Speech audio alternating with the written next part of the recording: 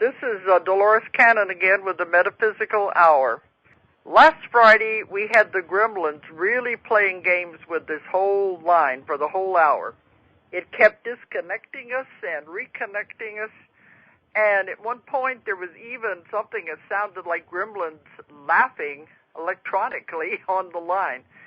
And they finally had to put it over on another line that's more secure. So tonight they said we're on the secure line in case the gremlins want to start playing again.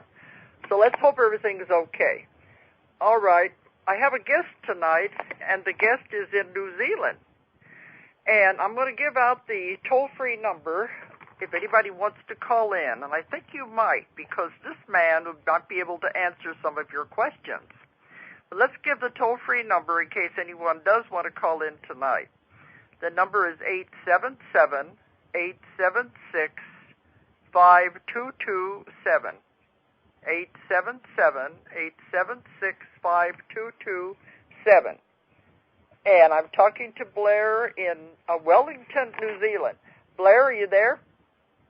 Yes, I am. Hello, how are you? I wasn't sure because whether the little gremlins were going to let us talk tonight or not. Well, I was a bit worried myself because on Tuesday, everything on my computer just went dead.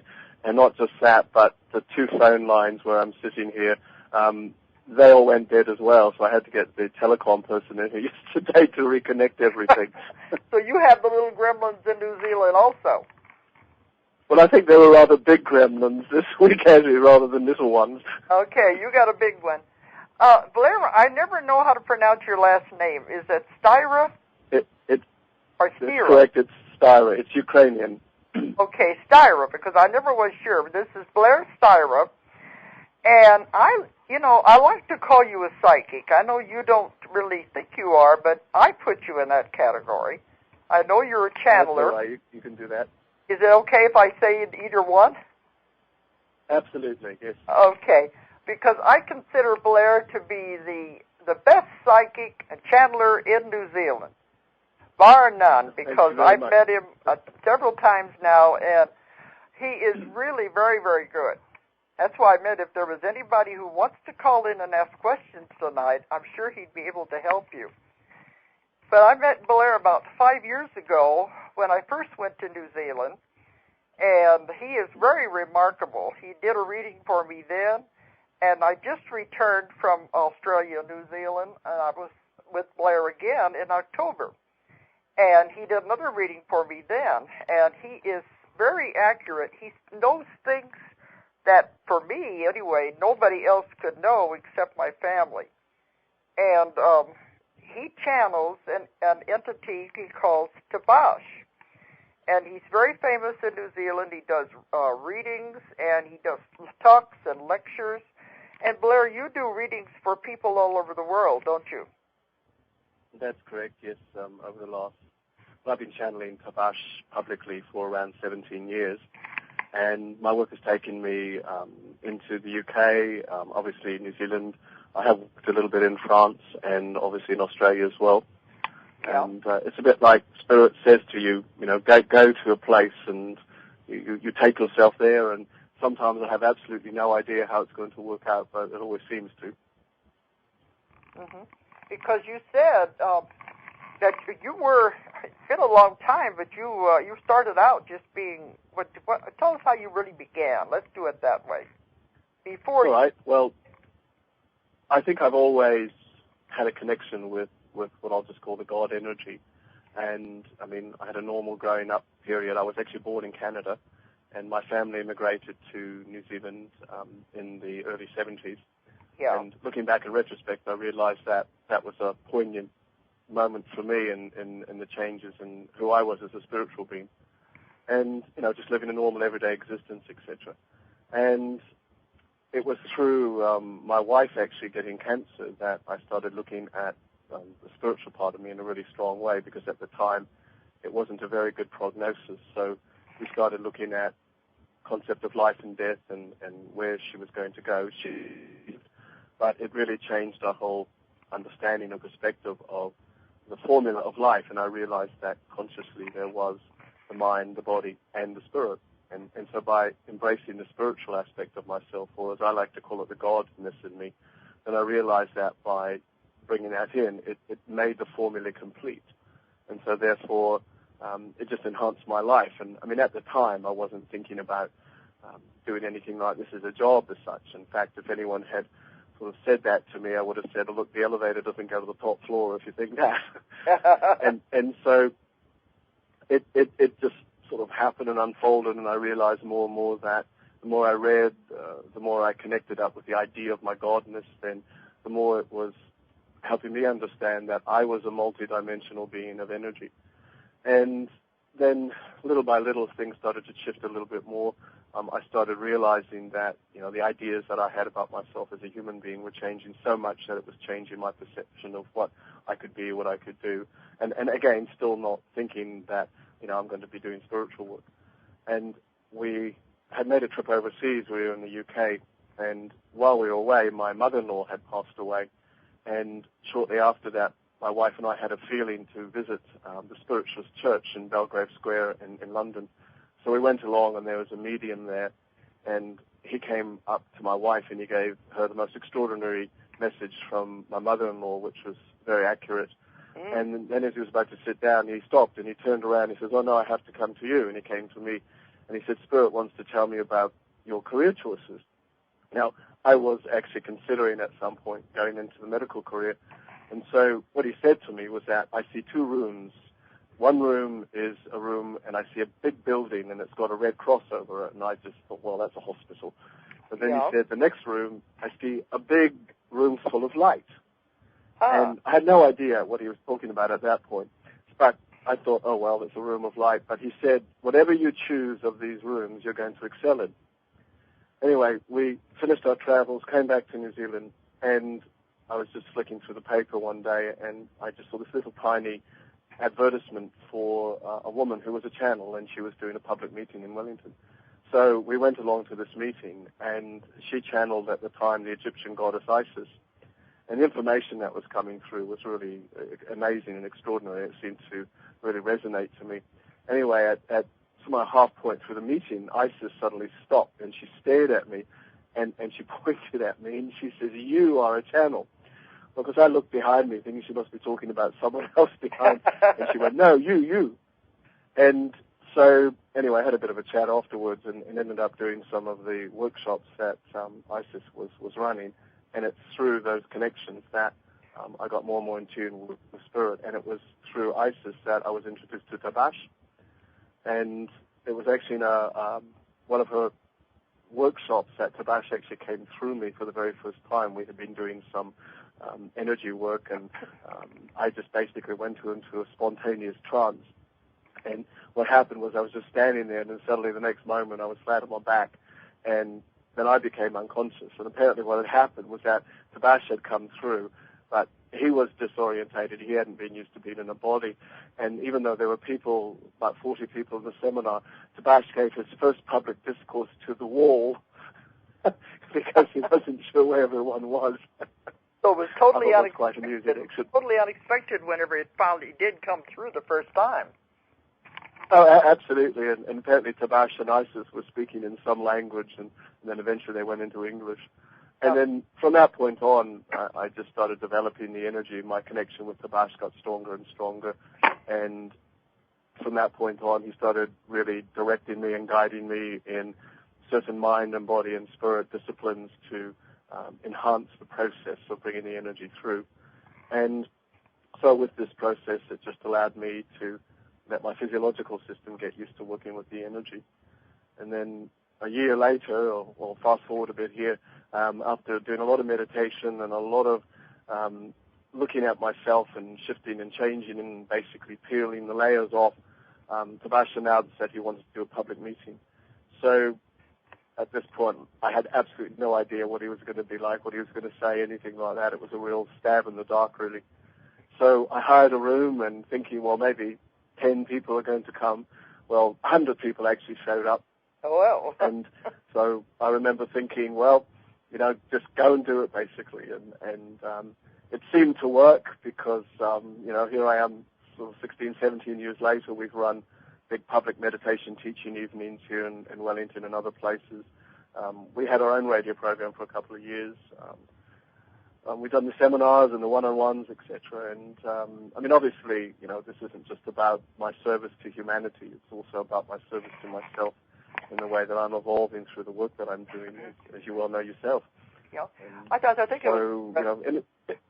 think it's interesting where you said that in the very beginning, that first time, that Taabash and Isis were talking in a different language to each other. Yes. And absolutely, and whenever you and have, I think they understood each other. But you have known Taabash for so long now. What was his connection with ISIS? I don't remember you saying anything about that before. I don't think he had any particular connection with ISIS. I think it was just let's say, connection between the souls. Oh, okay. And I suppose for her, she was a trigger in opening me to this energy. Well, so, I thought maybe they were just basically... I thought maybe they'd come from... Yeah, they were just basically gods out there doing their thing, I think. I thought maybe they'd come from... Who knows? Maybe they had a thing going on another level. Well, I thought maybe they came from the same time period. But what was it you were to find out about Taabash on his background as an entity? Well, in the early stages when I first started connecting with him, he told me that he came from Sumeria, which of course was part of the ancient Mesopotamian Empire. Taabash goes back about 5,000 BC. Of the time that he was alive, he was a normal man of his time. He had wife, job, children. He was a man who had a small estate, small farm, but he was also a merchant dealing, as he has told me, in sort of jewelry. And he would go on his journeys around the area. Recently, I've just made a trip to Oman, and Taabash told me that he had been himself there, so it was part of his old stomping ground. So it was quite interesting in my travels there recently, thinking about this, and I really did get the feeling and the connection, and I could really picture in my mind just how it would have been, because I don't think some of the areas of Oman have changed much in that period of time, so it's probably pretty much the same. And it was in that life that he lived that he became more connected with the idea of his godhood through his own experiences. And so it just enabled him to enhance what his life was at that time and the connections that he had with people. He wasn't a big teacher or a guru or anything like that of that time. He was just, I suppose, just a bloke in a body just doing his thing, really. I think that would have been interesting to return to that area. Did you yourself have any feelings of deja vu or anything? Oh, absolutely. I mean, Oman's an extraordinary place, and when you think about its own history, it goes back about 12,000 years from what we know. And as we were going through our journey and travels, I found particularly as I was driving up into the mountain areas, a great sense of peace and knowingness just came upon me. I didn't have any big flashing memories or anything like that, but I did at one stage get a very, very clear picture of a life I had had where I was obviously a man of the mountains, and I could just see this man just sitting on the edge of an outcrop of rock, just looking at the view and just basically being a part of life. And it's a very quiet, peaceful energy in that part of the world, regardless of the madness that's going on around Oman. Itself, it seems to be a very harmonious heart place, basically. And it really did thrill me to think that, Taabash had been in that part of the world, and it just seemed to enhance my feelings and ideas and connections with his energy, etc. But I think it was amazing, too, when you first started this, that it was a big surprise, and then you did have so many people come to the first time, because you didn't know what was going to happen that day when you first started out. I find that. Yeah, I find that as a channel, every day it's a bit like, well, what's going to be created now? And I've learned very much to just, trust the energy, trust the process, and realize that, yes, we are all multidimensional. So even though it was a surprise to me what's happened, looking back, I realized that the feeling I've always had about it and God and all that was, I suppose the best way to describe it was just to say, well, of course, what else could there be? And it's always felt really natural to me in that sense. That's what I found when we were in Wellington. You know, we did the talk together that night in Wellington. Yes. And we had, I think you said there were over 200 people that came that night. It was a full hall. And I did my talk, and then you did yours, and Taabash came in, and it was just blended together really well. It was very natural. Well, the harmony between, it was just extraordinary. And, I mean, you know, people have just keep saying to me, well, when's Dolores coming back? We need to hear more from her.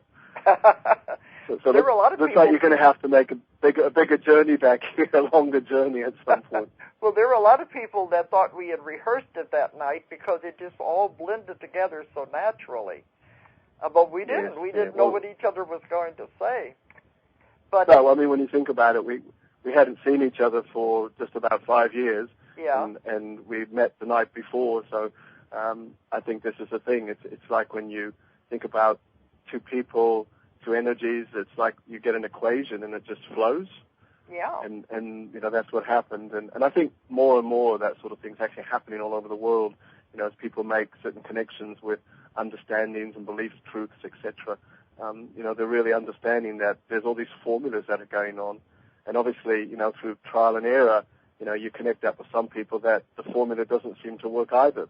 And that could be a work thing or a relationship thing or whatever. It's still about formulas. Yes. I think that the formula between us seems to work quite well. I know what you mean.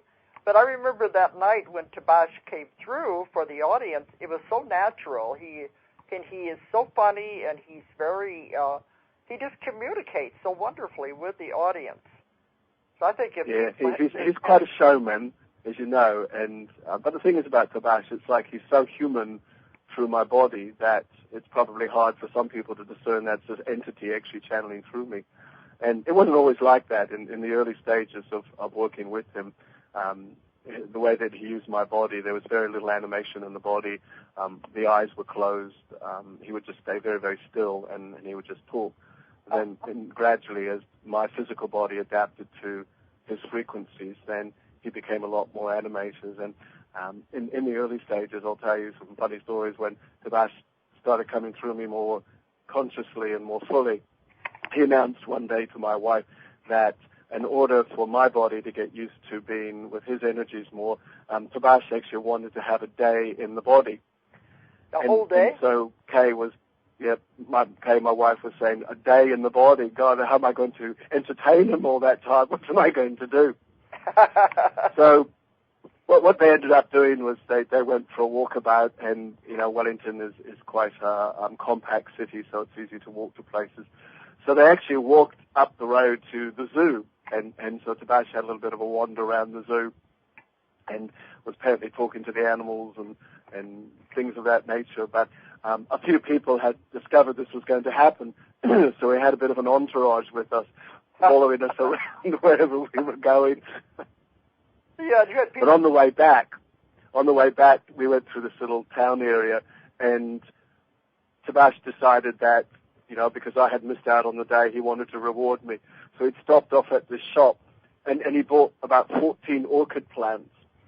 And so when I got back into my body, I found these orchid plants. But of course, the thing is, he paid for them with my credit card. So I bought my own present. Oh, boy. But I can see the people following you around, too, wanting to know what was going to happen.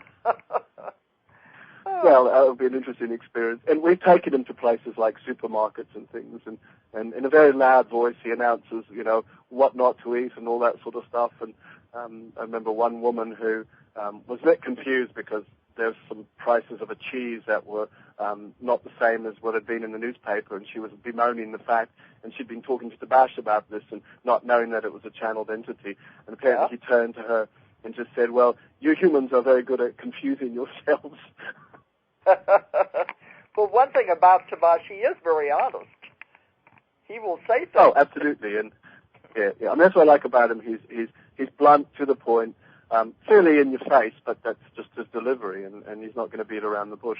And, you know, the thing I love about him, too, is he doesn't talk about a whole lot of ambiguous New Age nonsense. He gets into the core of, you know, how it works and what it's all about.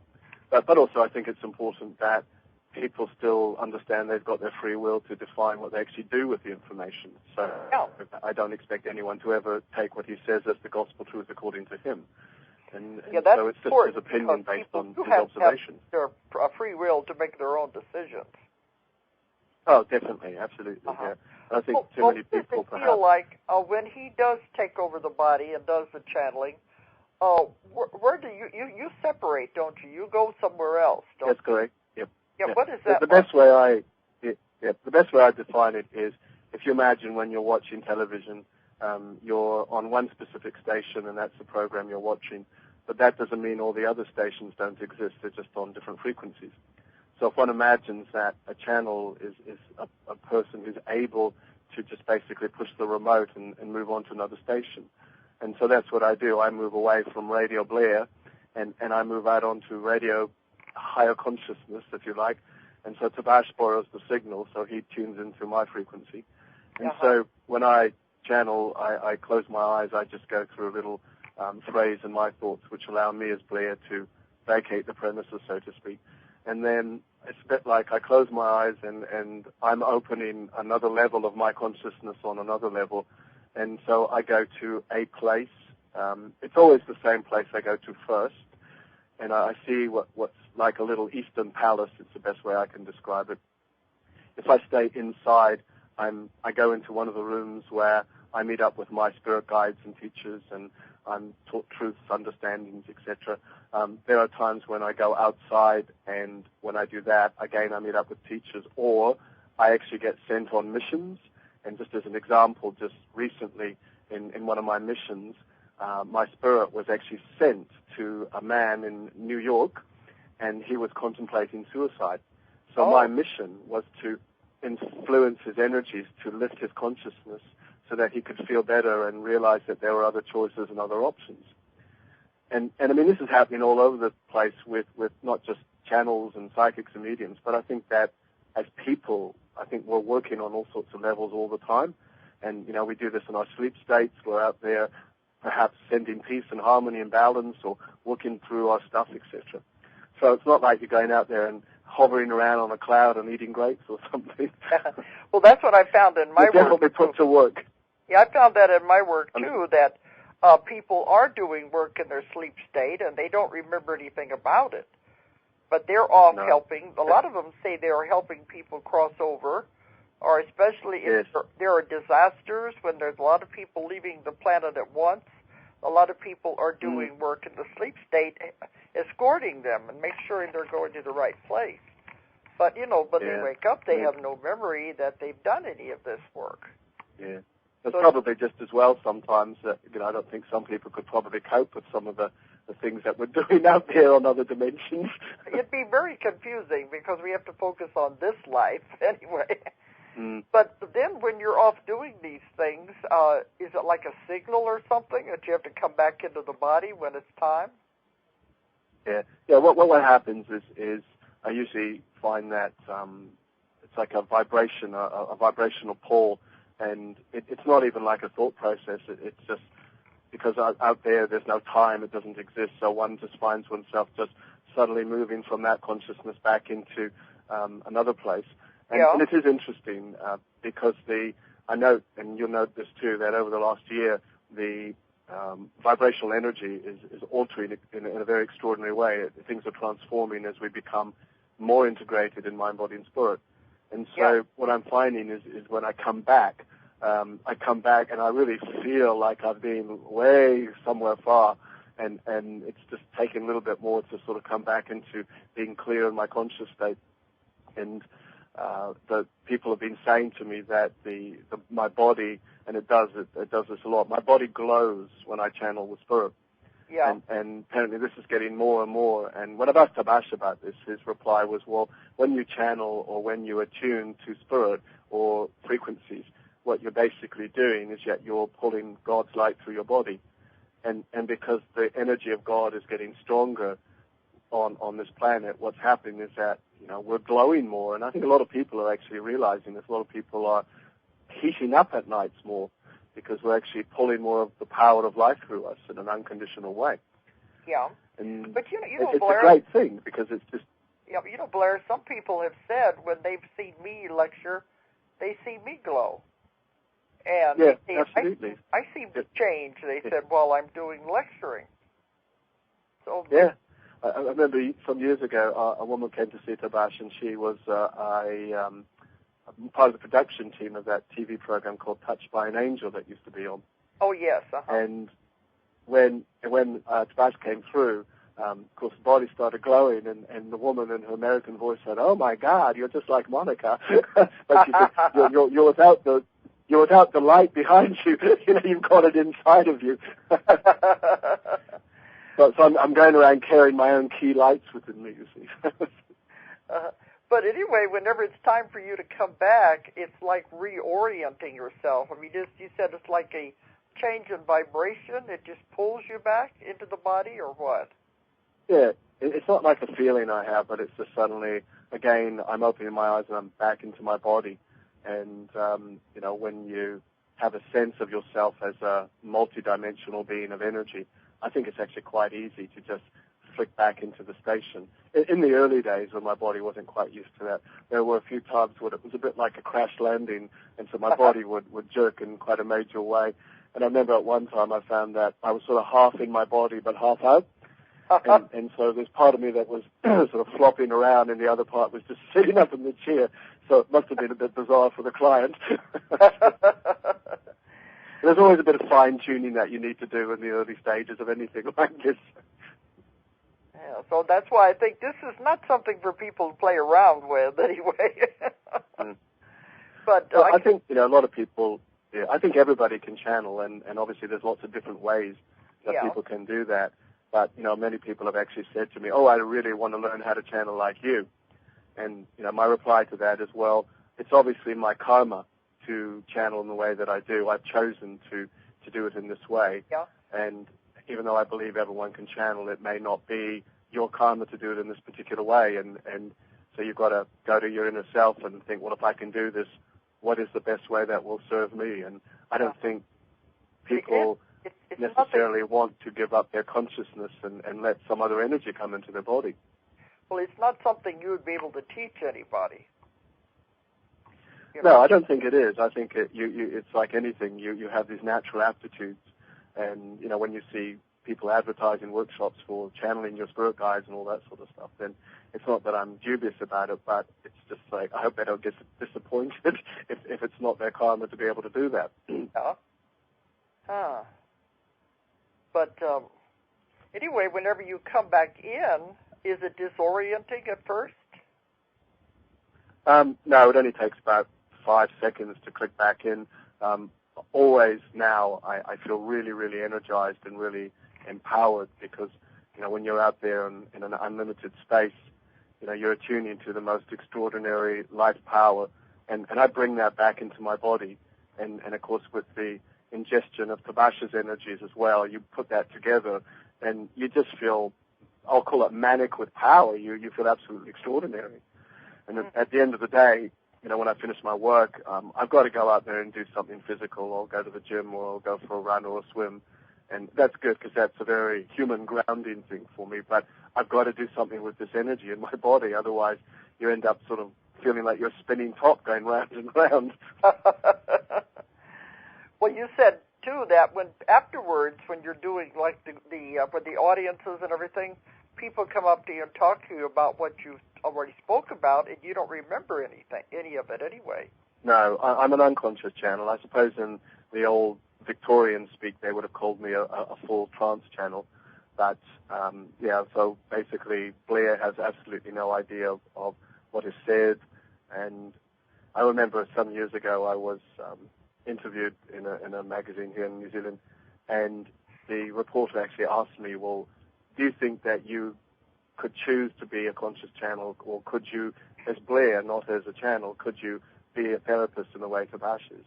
And I said, oh, no, I couldn't possibly do that, because I just wouldn't want to carry around all people's issues. And you know, obviously, you know, in the work that I do, as you know yourself, you deal with people's traumas, and you know, a lot of people go through some awful stuff, and the last thing I'd want to do is feel that I've got to carry around other people's energies. I really don't know how conscious therapists do it.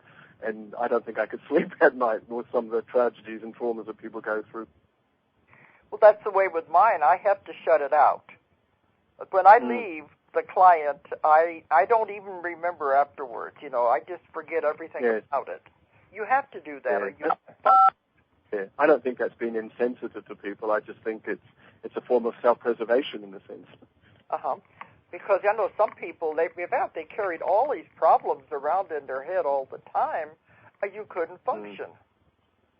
So it's like we have to. When I live two when lives. I think about what some people do carry with them, it makes you wonder about. Well, it makes you realize the resilience of human nature, but I think also it makes you feel really grateful for who you are and how you are in your life. And I think it's so important to remember that regardless of our circumstances and situations, we actually do have choice. Yeah. And one of the areas that we work in, I work a lot with people who are dying, and I've talked to young teenagers who will never see adulthood, and at times when I'm driving home and sort of thinking about this, it's like, wow, here's a young man who's never going to experience manhood or never going to experience, the doors that he could open up for himself. And it really makes you look at yourself and think, well, thank God that I have my choices and I can move on with things. And, I understand that it's people's karma, whatever their realities are, but, it still brings to home sometimes people's issues. And, it does make you feel grateful for who you are, where you are in your life, and knowing that, you're doing the steering. Yeah, and that's what I've found. You can't fix everybody. You can do the best you can, and then I think it's up to the person. Yeah, and I think anybody who works in this field, in whatever area it is, you can't really look at it from a point of you're the answer. And I like the way Taabash puts it. He says, look, Spirit's not the answer. We're just a stimulant. And we're there to stimulate something in you which opens you up to yourself. And basically he's there to stimulate the God in us so that therefore the human in us can take that on board and therefore thrive in a greater way. And if people always look for the answers in Spirit or their therapists or whatever, then they're just going to keep going round and never really knowing what they can actually be. Whereas if they take on board the idea that they're going to create the world that they live in, then they realize that it's not about who is or what is going to be revealed to them. I think it's more about they're the revelation. So therefore, if they see themselves in that sense and they realize they can create a greater reality for themselves, be it mind, body, or spirit. That's what I tell people. You create your own reality, and if you don't like what's in your life, you can uncreate it. You can make a whole new scenario, a whole new script. You can do it. That's what I try to do. Don't you think some people find that really difficult, particularly when they look back on some of the realities they've created, and it's like, you mean I created that pain, or I created that financial distress, etc. I think for a lot of people that's a really, really difficult thing to grasp. Because I work a lot with physical problems, and they say, well, I don't want to be sick. What do you mean? But you do create it. You make yourself sick. And then absolutely. What's the reason? Why did you do it? And then we can set about taking it away if they're ready to release it. Some people really don't. They want to hang on to these things. But then I think we can't do anything then. Here, go ahead. No, well, of course not. Yeah, well, that comes down to the free will again, doesn't it? If your free will determines that you choose to be ignorant or sick or unhappy or whatever, then one has to respect that you're still God, but you're just doing it that way, basically. At least it's nice to know that you've got the choices. Yeah. Because even after I've had the sessions with people and the illness or whatever it is, the symptoms, the pain is gone. Well, the next day they'll say, yeah, but that's too good to be true. I know it'll come back. Well, if they... Yeah, and then so what do? They bring it back or they create another issue. Yeah, it goes somewhere else in the body because they haven't really come to terms with it or worked it out. So, I remember I remember when you were doing your talk here in Wellington and you were talking about forgiveness and the need to be able to really forgive so that therefore you can clear all the old energy. And I think that's so important and so applicable in this time in history because, and not just in the sense of other people or circumstances, but perhaps our need to forgive ourselves for what we've actually gone through and really, really mean it, not just sort of say it as like, have a nice day, but I really, truly, absolutely, and totally forgive myself, mind, body, and spirit. Yeah. That's what I tell people. They carry all this baggage and garbage around with them, and it's time to let it go. It makes them sick. You know, Dolores, I think more than this time in history, what you just said is so applicable. And, you know, as we've moved more and more into this, we'll call it the mind-body-spirit equation, it really is about, right, well, we are creators now, not resolvers. And for those who are still resolving, well, then, you know, they're just going to get stuck in a very dense energy and just go round and round in circles. And, okay, inevitably, I think their spirits will see the light, so to speak. But then there are so many people who are really being the light and getting on with the reality that I'm a creator and that's who I choose to be from this moment on, basically. Mm-hmm. But if they don't get rid of all this stuff and forgive people and forgive themselves, they got to come back and do it again. So they might as well do it. Yeah, well, exactly. You know, they might as well get rid of it. But I think that's difficult for people. I think sometimes some people might think, oh, well, if I can come back and do it again, well, I'll wait till then. In the meantime, I'll just stay miserable. Well, that's their choice anyway. Absolutely, yeah, absolutely. But who are we to argue with them?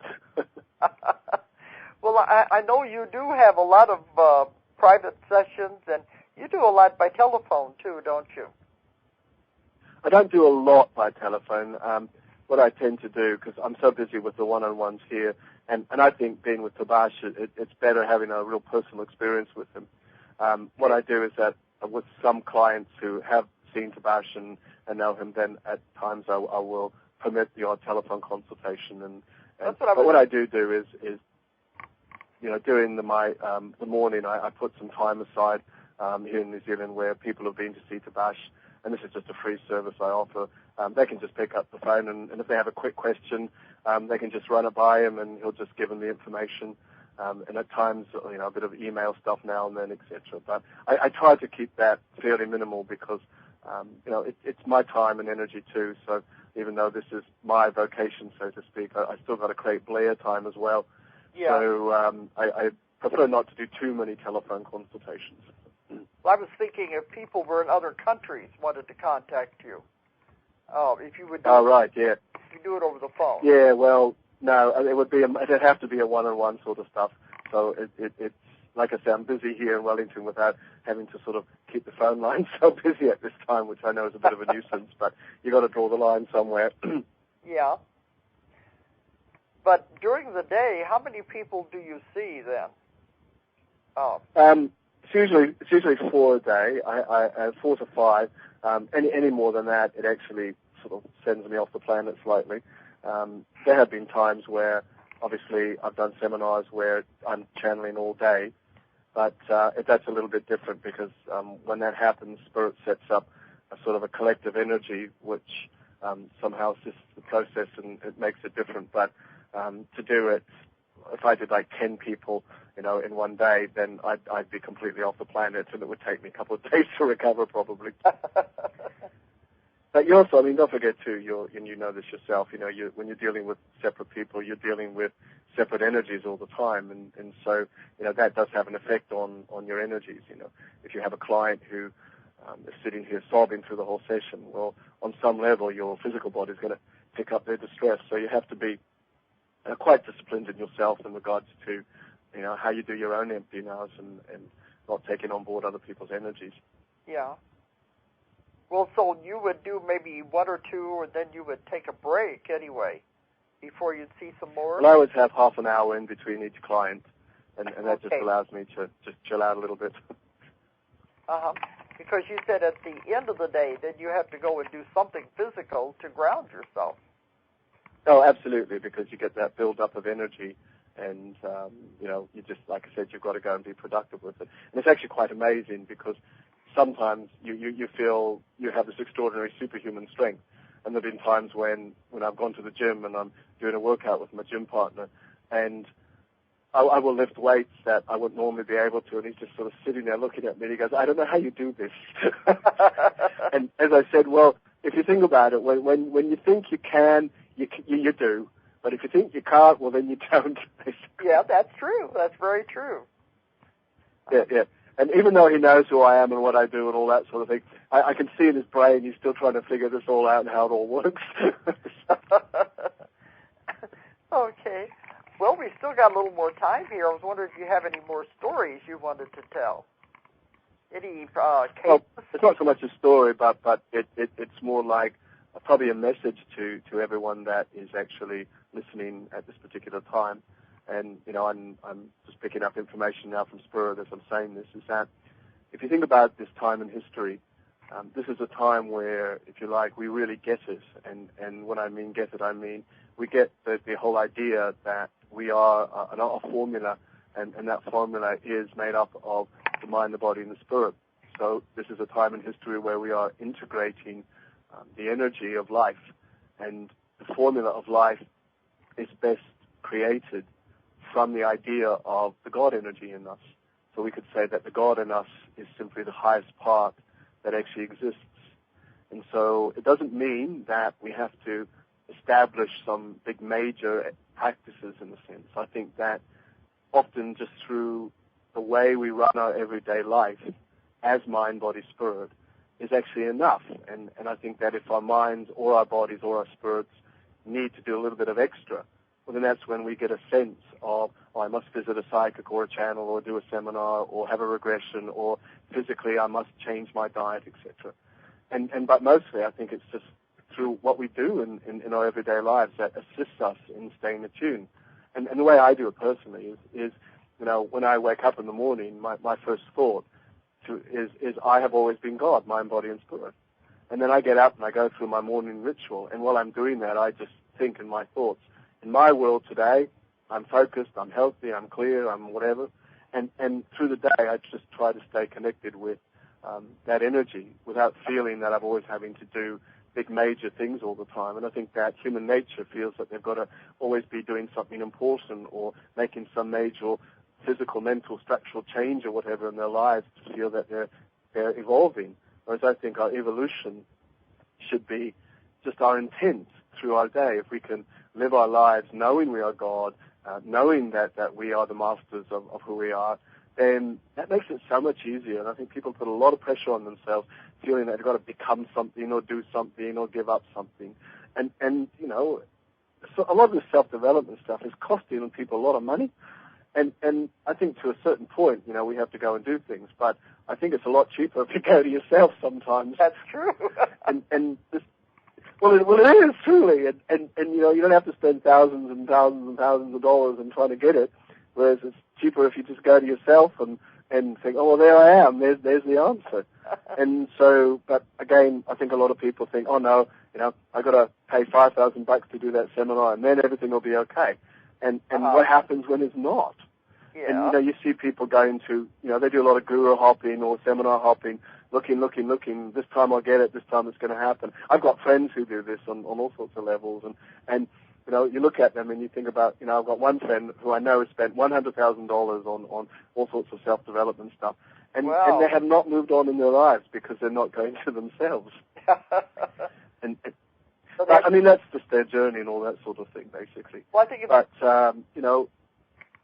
it's the same thing of wanting somebody to fix you, Yeah, absolutely. I feel really privileged in the position that I have created for myself here because, I've met the most extraordinary people in my own journey, and not just from a spiritual perspective, but from all levels. And I never forget to think that we are all mirrors of each other. And so, whenever I bring a new person into my life, I always sort of think, all right, well, how is this person myself?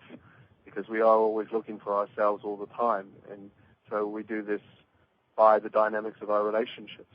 And I think if we can be really, really honest within ourselves in that sense, then it just gives us such a great opportunity to discover more, reveal more. And I think of what Taabash says at the end of our meetings. He will always say to the audience, always say hello to someone that you've never met before, because you never know when you may be resolving something, or you may never know that you may be giving someone life just by saying hello. And I think daily we have all these wonderful opportunities to be able to serve each other without having to do anything major. It could just be a smile we give to somebody, or it could just be, chatting away as you walk down the street with a stranger. But, people have become so afraid to do that. And everyone's put up their walls and their barriers all over the place. And I was reading something the other day, and it said, isn't it funny that man can put a man on the moon, but you can't go across the road and say hello to your neighbor? And I thought, that about sums humanity up. Yeah, that really makes sense, too. Because, that's one well, thing. But, what? People, they read these. I was afraid you were cut off there. You go ahead, People are raising money. Yeah, but they never seem to really put it into practice. We can get stimulation and all that in all sorts of ways, but do we actually live it? They all walk the talk sort of thing, basically. That was something I said in my lecture, too, about we have to get rid of the karma, but we also have to get rid of the fear, because people are afraid of each other. And I travel all over the world, and I found people are just people everywhere you go. They all want absolutely things. They want to have a family. They want to have a good job and take care of their family. It's if more people traveled, there wouldn't be the wars and the violence. We'd see we're all alike. That's what I try to do. This whole collective consciousness thing at this particular point, I find it extraordinary that when you look at the world at the moment, you can see every system is breaking down. Taabash spoke last year about the present problems that are happening in the world economy at this particular time. And these are just the old systems, the political systems, the intellectual systems, mental, everything is breaking down. But I don't think that's a bad thing. I think it's just making way for the new systems that are being created. And they're probably similar to the old systems, but they're just with the concept of the godness in as well, basically. And there's that old phrase, science with the knowledge of God is beneficial. Science without the knowledge of God is destructive. And I think that it gets back to that whole thing about equations and formulas and the fact that, you've got to adhere to the mind, body, spirit. And when you do, you have harmony. And when you don't, well, you don't have harmony. And harmony is the natural state of everything. Yeah. If you let it be.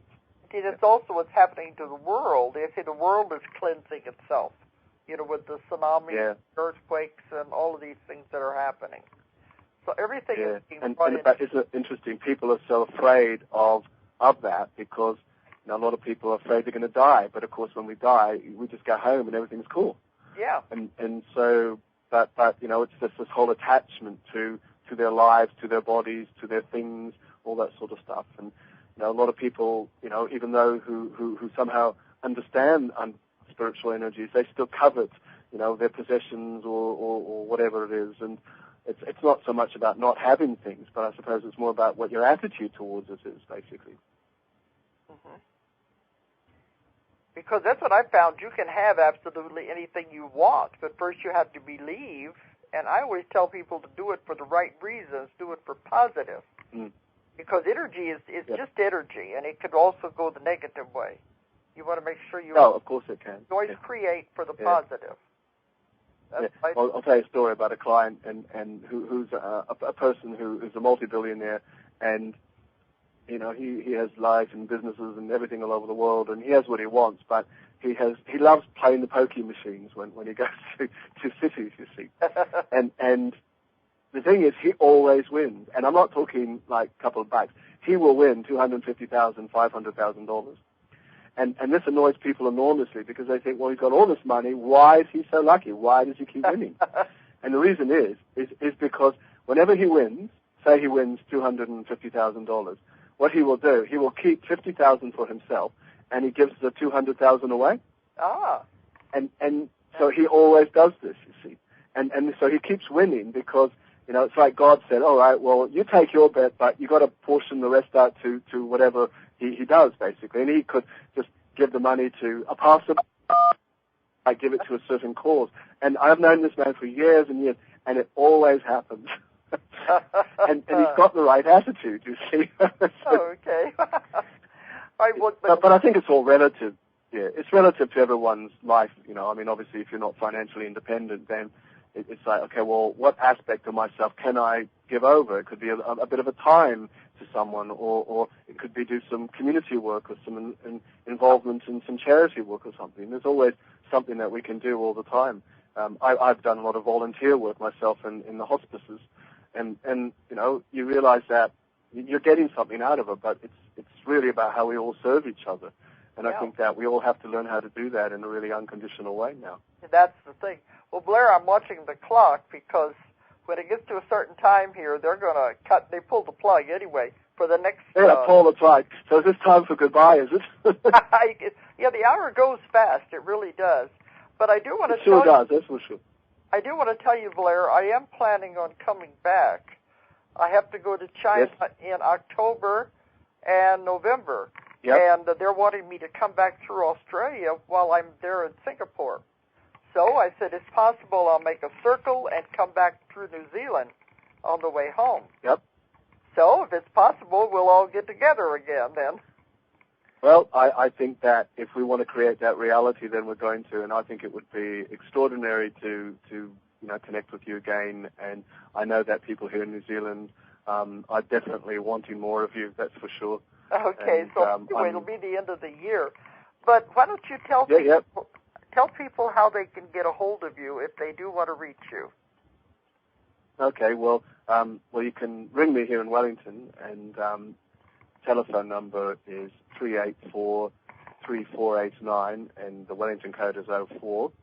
Or if they wish to write to me, my P.O. box is 11556, Wellington, New Zealand. Okay, and you don't have email, you said?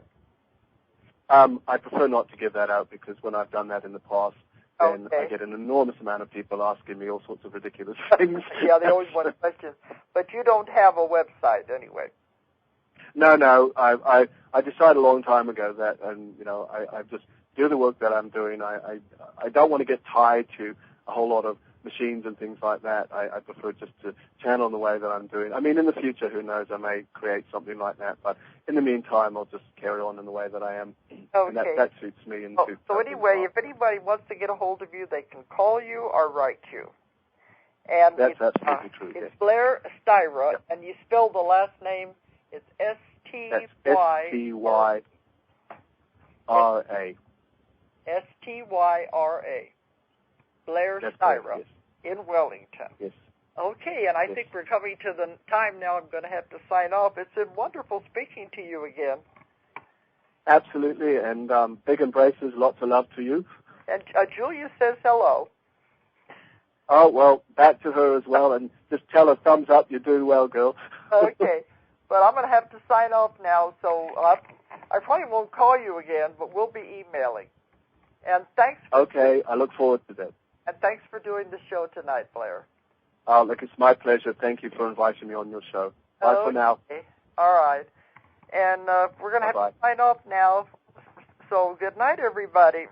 If you enjoyed the show, check out more of our other videos and be sure to subscribe and click the like button. Thank you for listening to the Metaphysical Hour with Dolores Cannon.